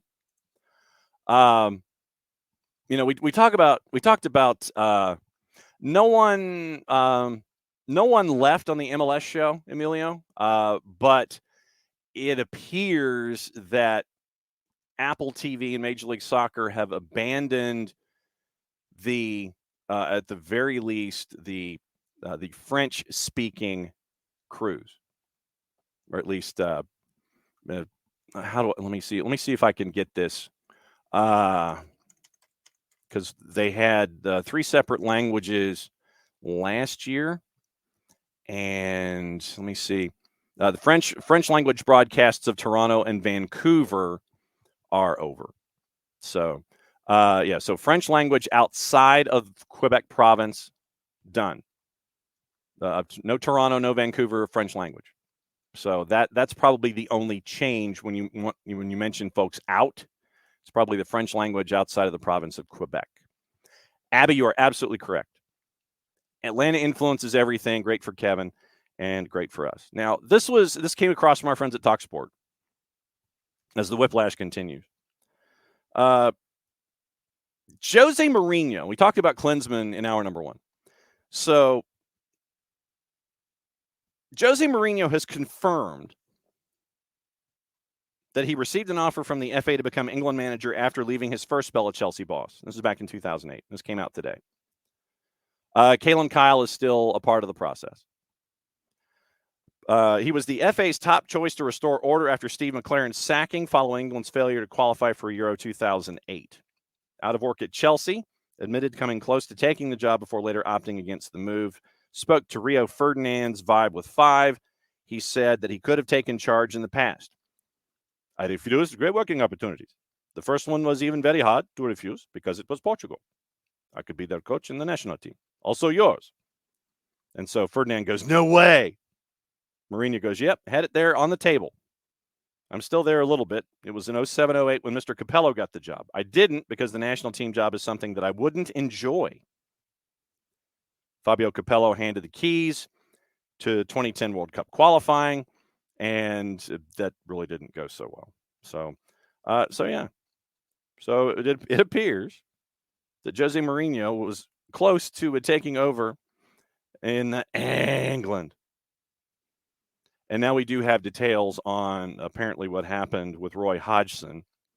Hodgson suffered a medical incident at the training ground in front of his players. This is from Phil Spencer and Alex Crook. scheduled to speak to the media this afternoon. Media commitments were canceled because of him being taken in. And so, as as stories want to take their time in loading, I know that there were some conspiracy theories out there that Hodgson might have been just not interested in talking to the media, and that is not the case. So apparently there was a medical incident at the training ground, and details incident occurred during first team training in front of concerned players and coaches. Still awaiting an update on Hodgson's condition, and Glasner's been lined up. The press conference was to preview the next fixture against Everton, which is Monday night. And so now it appears, obviously you hope for the best for Roy Hodgson, but apparently Hodgson had a medical incident at Palace's training ground this morning, and they've named Oliver Glasner the new head coach for the next 2 years. Let's see. What else are we missing this morning? Okay. FIFA has unveiled their rankings for 24. And, it shouldn't really be a surprise.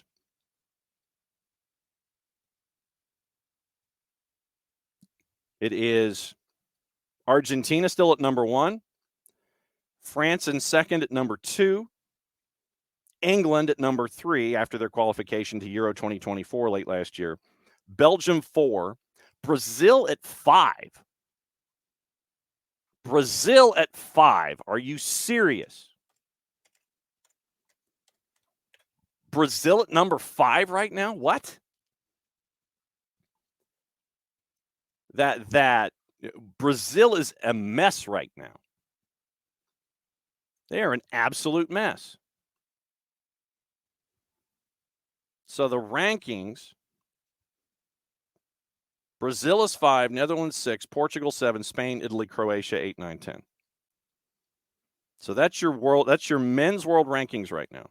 Brazil, and I guess just because of points accrued more than anything else, everybody stayed the same, 1 through 10. No real surprises in the first season. But Argentina, France, England, Belgium, Brazil. Brazil is in a world of hurt right now. And they're number 5. They're 6th in qualifying right now in their group. And they're 5th in the world. Netherlands, Portugal, Spain, Italy, Croatia. Seriously. I'm going to have to go circle gets the square, disagree. Abby, somebody paid dollars to get good numbers. Yeah, jeez. That I am just Yeah, I mean, but that's the thing, is that when we talk about teams and players and national squads, a lot of this is done on reputation. It's done on reputation. And reputation sometimes needs to carry a little further than it does. A couple of other transactions in Major League Soccer before we go into world news and things.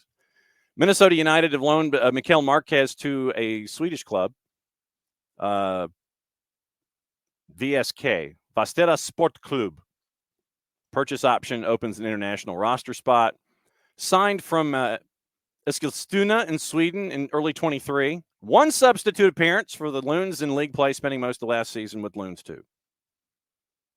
By the way, Minnesota United still do not have a head coach. We are 10 days away, 9, from the beginning of the season. No word on a search. No word on anything. You're on your second substitute teacher because your first interim decided to go and jet and be the new head. By the way, he's the new head coach at Indy 11. You're on your second substitute teacher.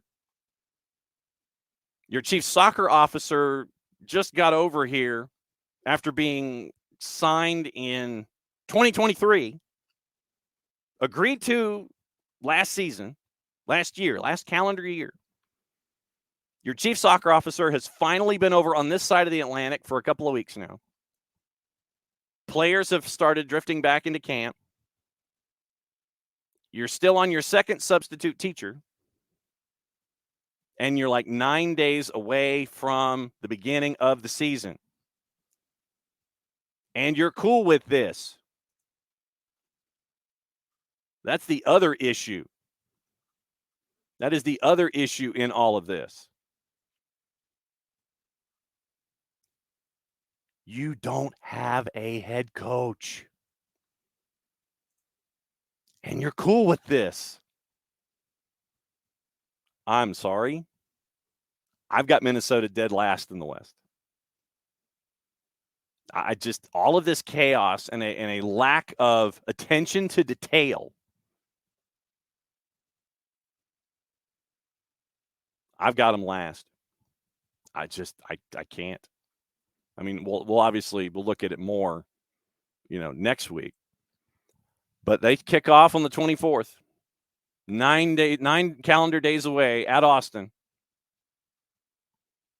And you're on your second interim head coach. And you're cool with that. Well, good on you. If I was a Minnesota United fan, I would be frustrated all to ish with what's going on. San Jose, we mentioned Jarrett's Earthquakes. Are they expecting a new DP? Big things from Amal Pellegrino. Luchi Gonzalez says they're looking to add a DP, attacking mid, second forward. Because remember, Cade Cowell is out. He's now at Chivas for the club record fee of $4 million. Pellegrino comes in from Bodo Glimt. Galaxy and the Timbers also looking to try to get things done. And Galaxy are looking like they're getting close to Joseph Paintsel from Genk. Still chasing after DPs. Remember, they signed Gabriel Peck to that 8-figure deal. They agreed on 8 figures to get Gabriel Peck in a couple weeks ago. Portland brought in Kamal Miller and Maxime Crépeau. So that should help you out on the back line. Evander, Santi Moreno.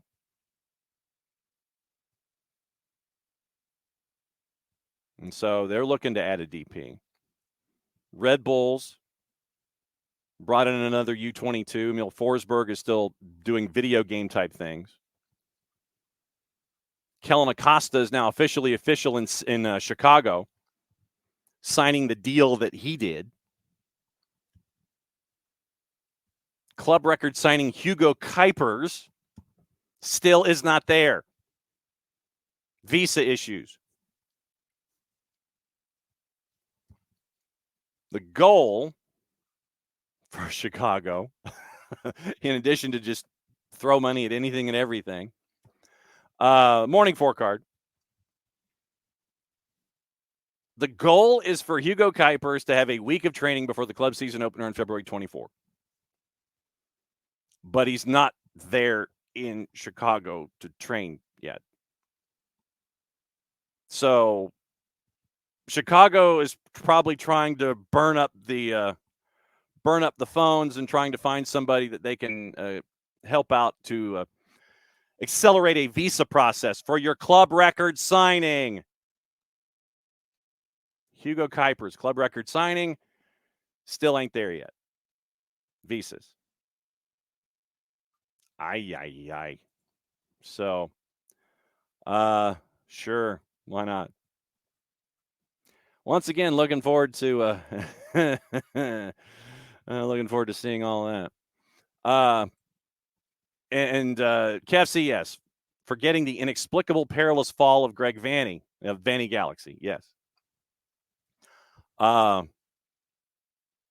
Next week we'll talk hot seats. I think John Herdman's is already hot. Vanney's is hot. And we'll walk through everything and see who is see who might get the collective eyebrow raise going forward. But Yeah, it's Vanny in the Galaxy. Sure. I don't know. Well, I mean, four-card, I don't know why Pineda's on a hot seat. I mean, the expectations are always there. So I mean, if you want to I think self-expectation is there, the expectations of Atlanta. So I'm not going to call it a perpetual hot seat, but there's always perpetual expectation, let's put it that way, when it comes to Atlanta United. And especially with the investment that's happened, you're looking at probably, if you can find somebody else. Oh, per Football Americas. Football Americas, okay. I mean, like I said, here there's always a perpetual expectation. Like I said, to me, that doesn't translate into a hot seat. But with the investment that's being made by Atlanta United, and you end up with we have the one match this weekend that no one's going to be able to see, but we will know it will happen. Unlike Toronto and Columbus, who basically said last weekend that we didn't take any stats. We didn't do scores. We didn't do stats. It was just there. So it was an ungame with Toronto and Columbus, please. They're missing out on an opportunity. Instead, we're going to be secretive about things. And like I said, Emilio, it's all going to come to how everything integrates. Like I said, I'm looking at it from perpetual expectation always being high. So, like I said, I don't think to me that translates into a hot seat. That just translates into an expectation. But with the transactions that have been made, especially last summer and working into this season, where those summer transactions, Shande Silva, Jamal Tiare, Tristan Muyumba, Saba, all of those folks now get a full training camp with Atlanta United. And what we've seen so far, because, when your club says, yeah, we'll televise as many of them as we can, then you get to see the development first and foremost. You get to see all this development. You're seeing these relationships. Yes, you're resting Gigi. Stian Gregerson is getting reps. Bart Sleesh is getting reps. But remember what happened last year when Giakoumakis was brought in. It's like his season was over. And he had to keep playing. There was no offseason for him last year. And I think what you're trying to do is rest him a little bit, knowing everything's going to be fine, but you want to rest him and get his clock reoriented, I guess is probably the best way to phrase it. And this year with Stian Gregerson and Bart Sleesh, they're in the middle of their seasons, and you've got to be wary of the summer when they hit that wall and navigate through it.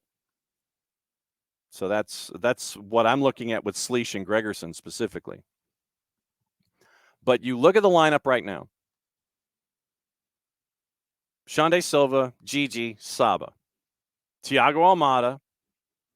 And Thiago, obviously, he's working his way back in. The dude's got to rest. Dude's got to rest a little bit after qualifying his country for the Olympics, being the leading scorer, all of that pressure that's attached to the 10 jersey. And you don't think, and this is when I looked at the FIFA rankings and saw that Brazil was number 5, that Brazil got knocked out of the Olympics in that match against Argentina. Literally, Argentina and Brazil was ahead of them in the standings. If Brazil had stayed number 2, they would have made it to the Olympics. Argentina would not have. Argentina had to win to get in. Brazil right now is in a world of international hurt. They're not doing well in CONMEBOL. Their U20 is not going to the Olympics. Still trying to figure out who their manager is going to be. Because remember, Denise was managing club and managing country as a substitute teacher. And it is looking at Brazil right now, I don't know who they are. It's a tough watch. They're chippy, they're physical, they grind it out. They want to get all pushy, and they want to be physical, and they want to try to knock you. That's not the Brazil that we're used to seeing. And they're having to do that just to win matches.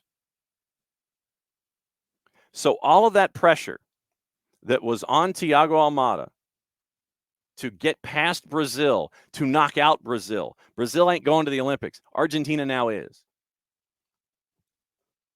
Thiago Almada is in. He's going to the Olympics. You won't have him. You won't have him for the Olympic window. And you know that any good front office worth their salt, when they know that one of their stars is on a short term, you're already looking at the replacements. You're trying to. There were links last week to $20 million players in South America. It was not tier one sourcing, but there were links to players in South America, $20 million paydays and payouts. So you have that pressure. Thiago Almada has to decompress from that, then be ready for a Major League Soccer season and help out Atlanta United, as Atlanta United at the same time is trying to get into the playoffs, be a top 4 team in the East, which I think they are right now. You go forward with that. Know that you're going to be eventually losing Thiago in the calendar and then eventually when he moves on. So you're already looking at replacements. But the midfield of Almada, Muyumba, Sleesh, then your back four, Caleb, Luis Abram, Stian Gregerson, Brooks Lennon.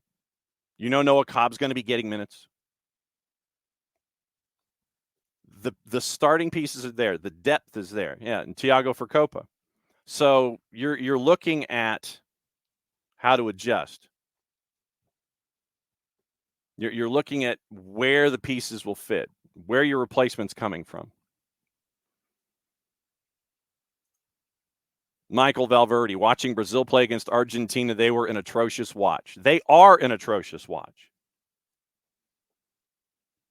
And it is not the Brazil that we are used to.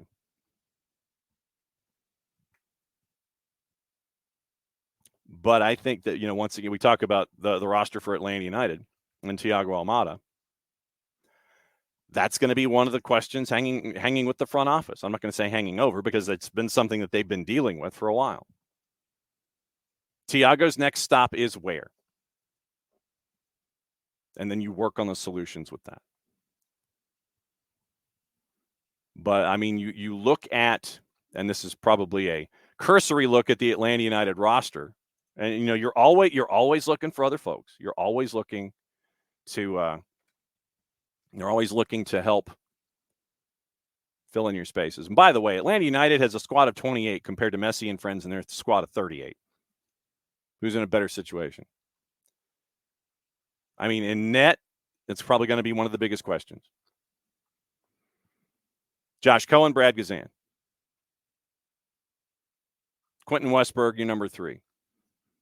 At the back, I mean, Derek Williams has even shown to be doing well so far, having come into camp. I mean, here's your so I think that here is, here's what you're staring at with Atlanta United. As we go off on an Atlanta United tangent since we were talking Thiago Almada. At the back, Abram, Gregerson, Derek Williams, Noah Cobb, Efren Morales. Those are your center backs right now. Derek Williams has shown in command. He seems to have stepped right in. So we'll see who it is at center back. I mean, is it Derek and Derek and Gregerson? Is it Luis and Gregerson? And Noah Cobb's going to be getting minutes. Efren Morales is probably going to be spending a lot of time with the twos.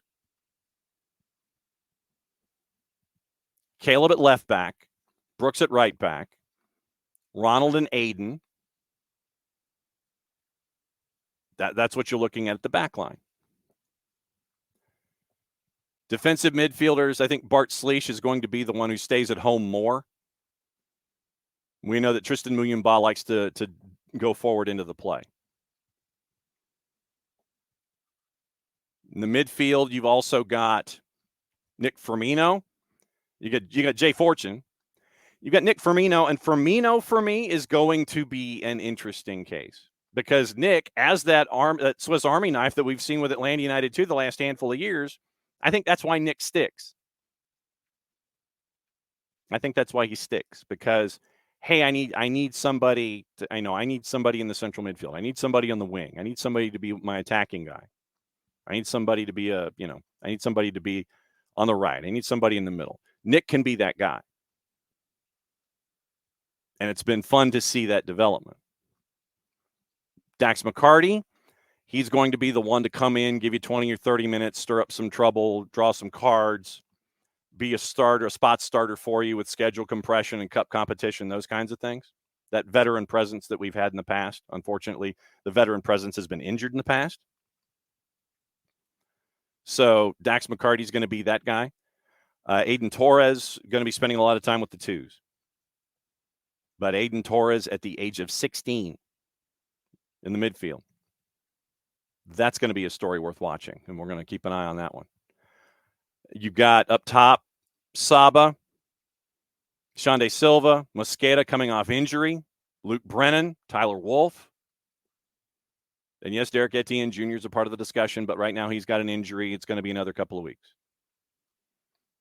And then it's Jamal and Gigi. I like how this lays out.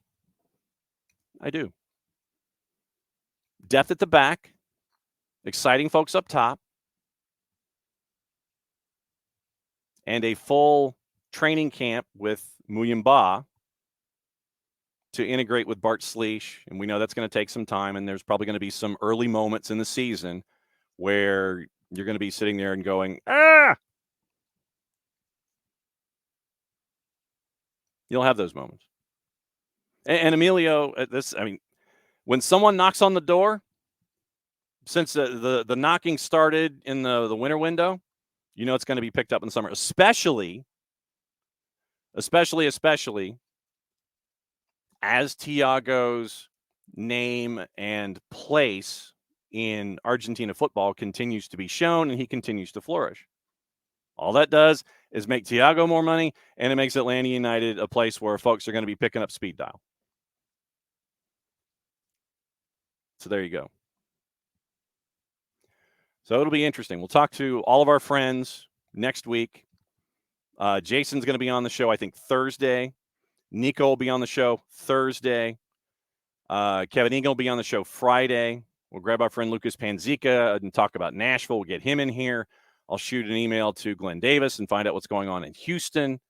And we'll continue to chase after folks and lay everything out. Remember, Monday, we're going to catch up with Abe Gordon, Garrett Chapman to get the Atlanta United point of view. Bart Keeler will be in on Monday, and Prim and Proper, the review, will be on Monday. So Monday will be our traditionally stacked Monday. Reaction Monday is always going to be stacked. Hour number 1 about Atlanta United. Hour number 2, national team, reffing down here, Prim and Proper, all those kinds of things. But, yeah, next week we're going to catch up with the Armada of the SDH family and get the wide-ranging previews about everything going on in and around Major League Soccer as we get ready for the season.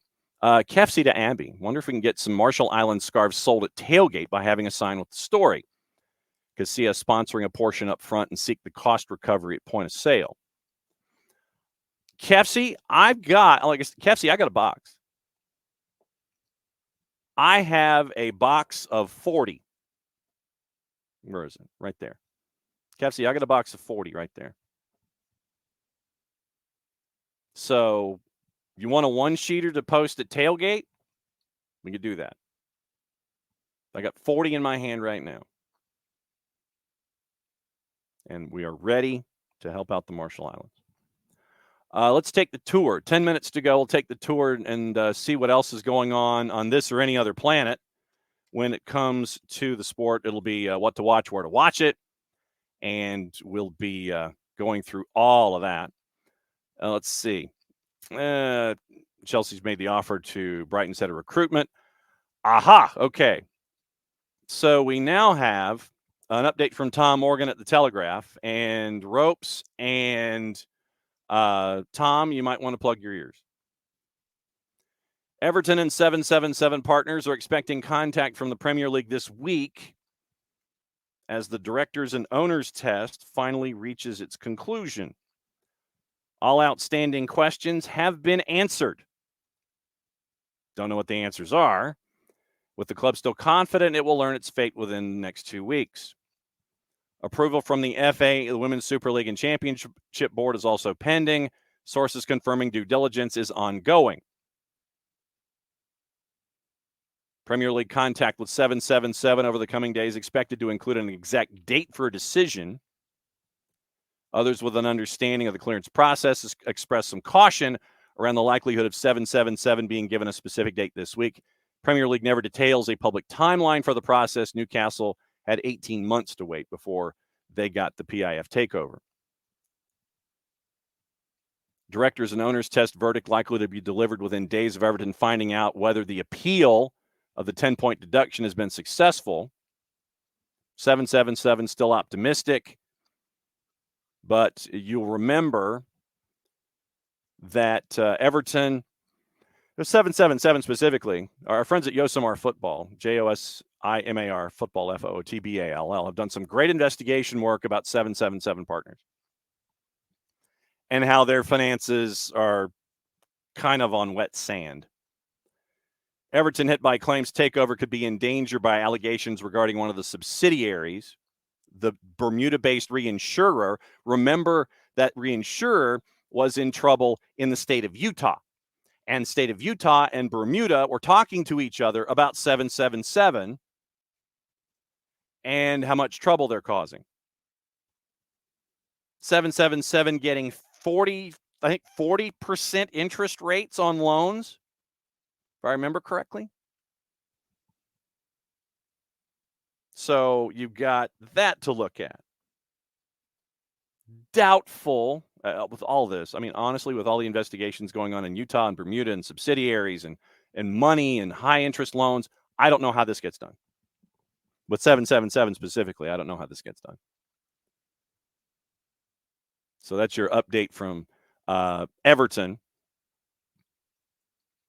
And we'll see what happens. We'll see what happens there. Like I said, I'm not too optimistic about it. I'm really not. Chris Wilder has been charged by the FA after comments about Sandwich-gate from Mike McGrath. Get this. Wilder's been charged by the FA with improper conduct in the fallout of his rant about sandwiches. After the 3-2 loss to Crystal Palace, ref told him to expect 50-50 decisions to go against his team with his rant, including a complaint over an assistant eating a sandwich when he spoke to the officials in the dressing room. Wilder called the performance of Tony Harrington ridiculous, was widely reported to have said referees may base decisions on which teams they face next season and that they believe the club will be relegated. Quote, at the time. Maybe the thought process is that they won't belong in this division and I might be refereeing the other team next year, so I don't want to upset too many people. It's yet another ridiculous performance from the referee. I was told by a Premier League referee who's as honest as the day is long, get ready, because every tight decision will go against you. Every 50-50 will go against you. After the match, Wilder also accused the sandwich-eating official of a complete lack of respect. Quote, one of his assistants was eating a sandwich at the time, which I thought was a complete lack of respect. Hopefully he enjoyed his sandwich while he was talking to a Premier League manager. Wilder has until tomorrow to respond. It'll go to an independent commission, even if he accepts the charge. So we'll see what happens with Chris Wilder. This is what happens when you're probably going to be the first team relegated. You've only won 2 in your first, You've only won 2 in your first 24. And so That's what Sheffield United is facing at Bramall Lane. And it's not good. It is not good. So, seeing gossip, rumor, and innuendo. Brentford announced the signing, £30 million signing of Thiago from Club Brugge, Igor Thiago, to help out with the Ivan Toney situation. Gives them another guy up top, waiting for Mbumo to get healthy, help out with Ivan Toney. You drop $30 million on Igor Thiago from Club Brugge. Neil Warnock is back. It was a crazy one yesterday. Absolutely crazy one. Abby, thanks for hanging out. Crazy one yesterday with Aberdeen and Motherwell. It ended up as a 3-3 draw. It was drunk. It was 5 goals in a hurry. Finished up 3-3. And so Neil Warnock likened the VAR computer to the Horizon Post Office software after his Aberdeen side were denied a winner for a marginal offside decision in a 6-goal thriller with Motherwell. Warnock joked he was expecting the sack when Motherwell went 3 up inside 26 minutes. Started with 1 center back, 2 full backs, double change on the half hour after you're down 3-0. Final 60 minutes, he came storming back. Dante Polvara and Duke, by the way, are still a part of Aberdeen. Both sides had potential winners disallowed. Miofsky for offside. Motherwell's was denied after a VAR review. Miofsky looked level with the last Motherwell defender. Warnock was unconvinced by the referee's Kevin Clancy's faith in the VAR system. VAR, I don't believe it. Me? He said VAR is a computer. I think it's the Horizon computer. You can't tell me that's offside. I've seen the lines. I don't believe it's offside. I don't know how they do it.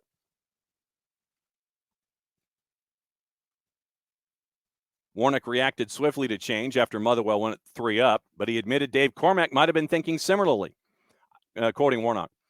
I was thinking, what times are the planes to Cornwall tomorrow? Expecting a call on the bench from Dave. We lost Jensen this morning to an illness, so we changed it. I thought we could play that way, but it showed we couldn't.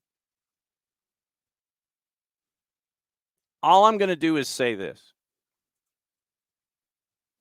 All I'm going to do is say this when it comes to VAR. And, we could have Bart talk about it on Monday. If it's offside by a little, it's offside, period. That's it. I mean, this is not rocket science for anybody. If the computer says, even by the lines drawn up, that it's offside by a little, it's offside, period. Bottom line. Offside, period. I mean, this ain't hard. If you've got a problem with offside, change the rules. Change the rules. Change the rules of the game if you're that mad about it. Gossip, rumor, and innuendo, and then what to watch, where to watch it before we go. And Michael Valverde, by the way, you're not the only one that blames Taylor. Gossip, rumor, and innuendo this morning. Because once again, remember, windows are still open for a while, especially in South America. Wolves could sell Pedro Neto this summer to ensure they don't breach PSR, profit and sustainability. This from the 3-letter paper. Take the information at your own peril. Liverpool, Arsenal, Spurs, Manchester United admirers. Makes it seem like it's a want ad or something. Swipe right for Pedro Neto. Manchester United expected to reach an agreement with Dan Ashworth for director of football early next week. 4-letter paper. Everybody knows that United's interested in Dan Ashworth. It's the compensation package that is going to be the issue. United also considering a move for Crystal Palace's Michael Olise. Newcastle would be due more than $6 million in compensation if Ashworth leaves. That's what you've got to get figured out. United also want to sign Brazil defender Gleison Bremer from Juve in the summer. Barca have made Amadou Onana their main summer transfer target, turned down the chance to join Arsenal in January. Graham Potter's a candidate to replace David Moyes if he leaves West Ham at the end of the season. That's from our friends at The Telegraph. Lucas Paquetá being tracked by Manchester City. City and Liverpool among the clubs interested in Shakhtar Donetsk midfielder Georgi Sudakov. Barca monitoring Lauren Hemp.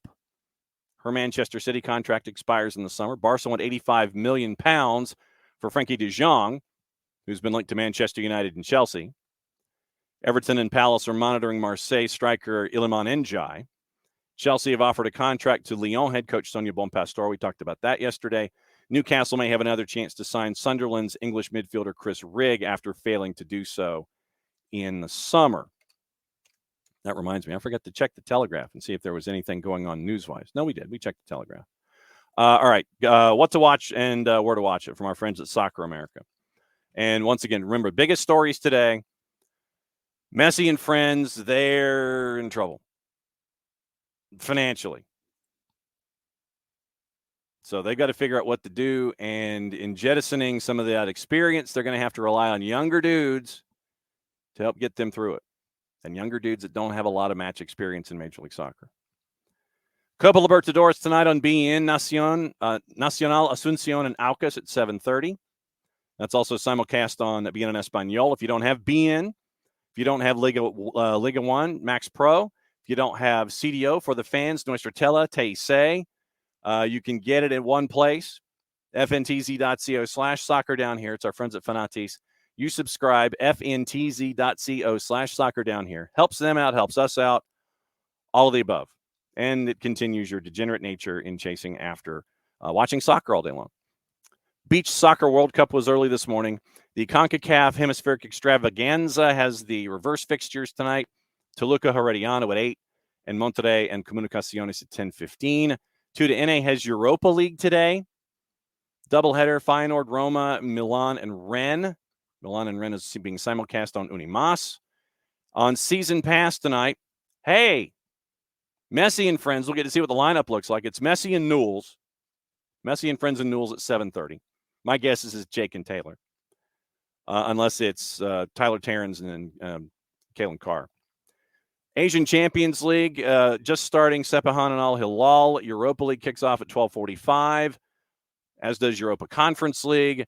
Watch it on Paramount Plus, or better yet, just find the Golazo show.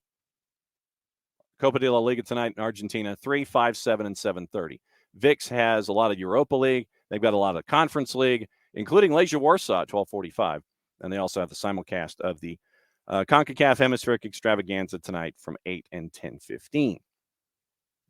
That is what to watch, where to watch it, and that is what we got to talk about today. We went our standard bunch of different directions. Happy Thursday, Abby.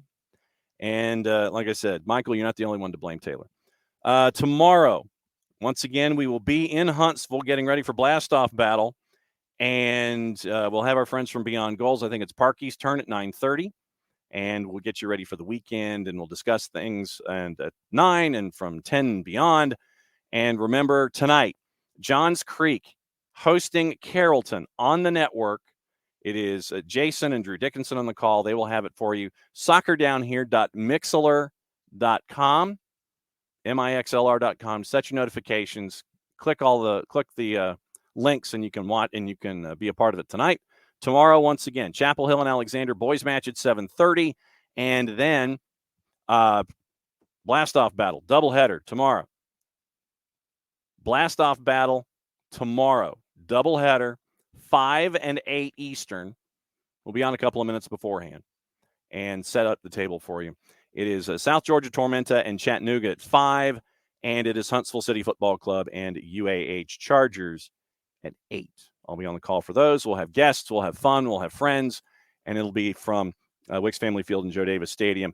The inaugural Blastoff Battle, and if you want tickets, $15 a day, $25 for the full weekend, HuntsvilleCityFC.com, and you can be there, and we'll discuss the entire weekend. So matches on Friday, brewing visit at Yellowhammer on Saturday night, matches on Sunday, then we all drive home, and we're back at it again because Major League Soccer season starts not this weekend, but next weekend, and we're off and running in 2024. So thanks to all of you guys for hanging out as you always do. We'll be back at it again tomorrow, and Maddie Cruz will be on the 1s and 2s, and we'll have our cavalcade of stars and thoughts as we get ready for yet another busy weekend here on the SDH network. So for everybody here, I'm just John. Thanks for hanging out with us for another go around. Play it safe, everybody. Mucho platial. Since it's the end of the show, that means I get to do this. We'll see you in 21 hours and 55 minutes.